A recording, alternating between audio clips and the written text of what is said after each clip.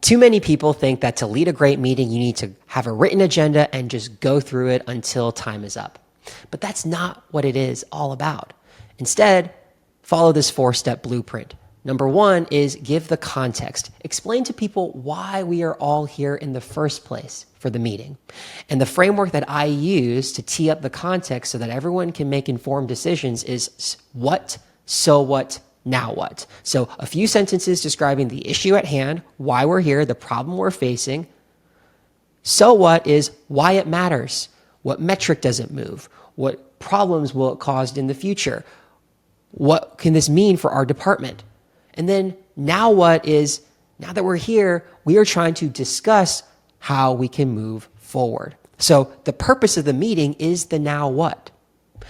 The next thing that you want to do is to state your desired outcomes for the meeting. So this could be 1 goal or 2 goals. I wouldn't go more than 2 though, because they should be specific, concrete, leading to an eventual action item at the end of the meeting. So for example, it could be something like, by the end of this meeting, I hope that we can get alignment on this. Or by the end of this meeting, I'm hoping that we can get approval to move forward on this. Or by the end of this meeting, I'm hoping that we'll have a better idea of the key priorities that we could identify for the next quarter.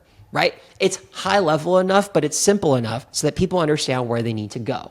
And then once you've stated your desired outcomes, don't jump into the agenda. Instead, ask the group, are there any other key desired outcomes that people have for this meeting? Please speak up.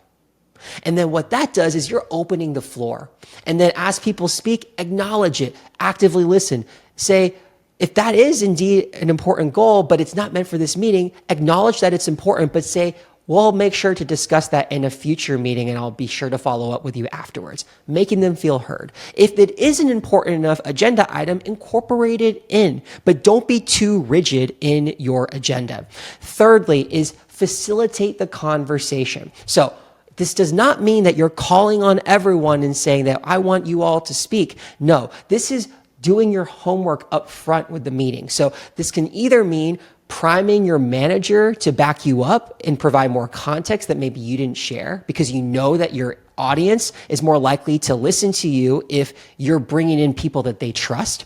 This could mean going up to a particular stakeholder that you know has been working on something and ask for their immediate opinion or problem. This could be asking an executive, here's the challenge that we're facing based off what you're seeing, what would you recommend? But make sure to come up with at least 3 core discussion topics. These are typically aligned to 3 core questions directed at 3 specific individuals that you know confidently will know that will be able to address it. Right? And if you're not sure, talk to them before the meeting. But as you're facilitating the conversation, after someone's given a point, if no one else is speaking, paraphrase what they've said and then ask them if you understood it right.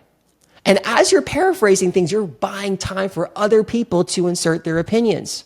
Right? But your goal shouldn't just be to have a conversation for conversation's sake. It should be aligned to the desired outcomes you stated in step 2. And so as long as you feel like you're getting closer towards that goal, you're having a productive conversation. And if you're not, you know to pivot it because you've aligned everyone towards those goals. And then finally is the action item. So at the end of the day, it's important for you to ideally take ownership of at least one thing. And that could be something small, but whenever it is, you're setting the tone that you're going to do one thing, and then that makes it easier for you to ask something concrete of someone else, right? And so even if it is something like, look, I don't necessarily want to contribute to this right away. You could say, would you be willing to do this? I'd be more than happy to follow up and give you feedback on it afterwards. You promising them that you will take that next step alongside them, it makes them more likely to do it. So those 4 steps can go a long way to leading a meeting effectively.